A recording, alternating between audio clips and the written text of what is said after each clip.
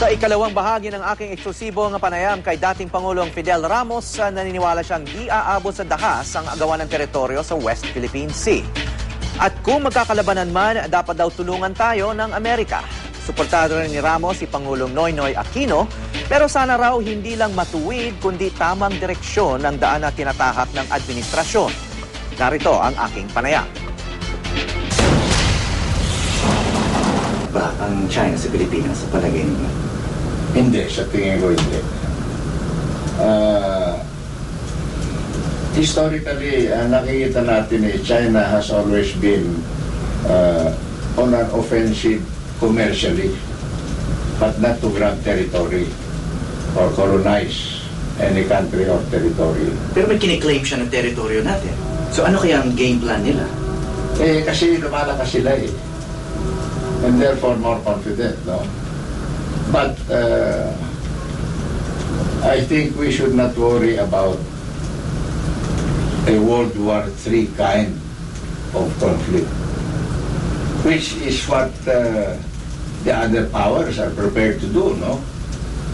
Kasi panahon na ng ICBMs ngayon at saka hindi lang nuclear pero thermonuclear warheads.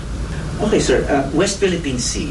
How do you think the President's handling? May mga ilang nagpupuna na sinasabi parang masyadong confrontational daw yung ating mga representatives sa kumakausap sa China. Well, kailangan yung mga nasa poder ngayon, or the track 1, meaning the responsible agency or department heads, or track 2, meaning back channelers, ay pag-aralan muna nila yung history nito, no? Dahil sa baka nila nakalimutan, it was the Manila Declaration of July 1992 at ministerial level yan, ha? Mataas yan.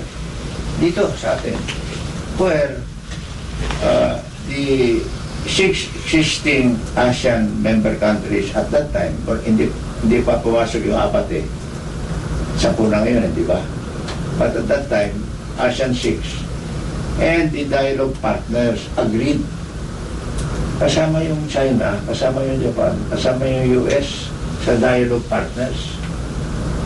They adhered, which is agreed, to the peaceful resolution of all conflicts within the South China Sea and the joint exploration and development of the resources therein. Pero ang mahirap dito sa ating mga ASEAN declarations, non-binding, hindi kagaya ng very firm contract or marriage vow, hindi ganon. Kaya sana mapatibay natin yung ASEAN level multilateral declaration of the Code of Conduct. Kung magkaroon ng conflict na, tutulungan ba tayo ng Estados Unidos? Kung barilan, Tutulungan tayo? Nasa Philippine-US Mutual Defense Treaty lang. Pero yung threat, that must be evaluated, no? Si Pangulong Aquino, as a former president, how do you think he's doing? Well, my attitude towards him is very simple and very forthright, no? Sa tingin nyo, tama yung direksyon? Mabuti sabi mo, tama Hindi yung matuwid. Puro matuwid na matuwid tayo yung ganito matuwid din yan sa mga golfers, kung pinalo mo yung bola, tumaas na ganyan, pero matuwid na matuwid, pag baksak yan, tatama rin sa ulo mo yan no distance gain. Yung pagarito na direksyon, matuwid din yan ang magandang direksyon, yung tamang direksyon. Malungkot ba maging Pangulo? Is it a lonely job? Hindi naman malungkot na maraming nakikiramay sa iyo, no? It's not sorrowful, but indeed, it is lonely. Kasi, sa wakas, ikaw ang responsible, ikaw ang accountable. Kung may nangyari, kahit na hindi mo ginawa directly, ikaw pa rin ang may hawak ng bola eh. Ikaw ang may hawak ng tungkulin. So, in that way, I fully sympathize and support the President. Is there a difference dahil nga wala nga siyang spouse? Or even love life, according to him, wala man lang siyang love life. Mas mahirap ba ang nasa posisyon na yon kapag binata na walang may love life? yan, pero sinasabi ko lang, tulungan na lang natin magkaroon.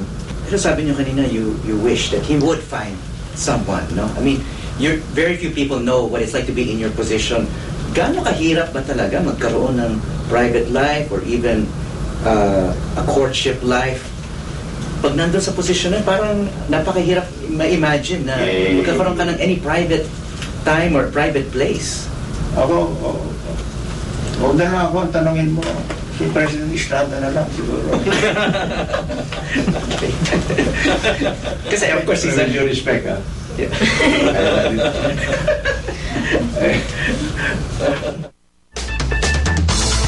Bukas, abangan po ang huling bahagi ng aming exclusive interview kay dating Pangulong Ramos. Kaugnay naman ito ng martial law at ang naging bahagi nila dito ni Senate President Juan Ponce Enrile.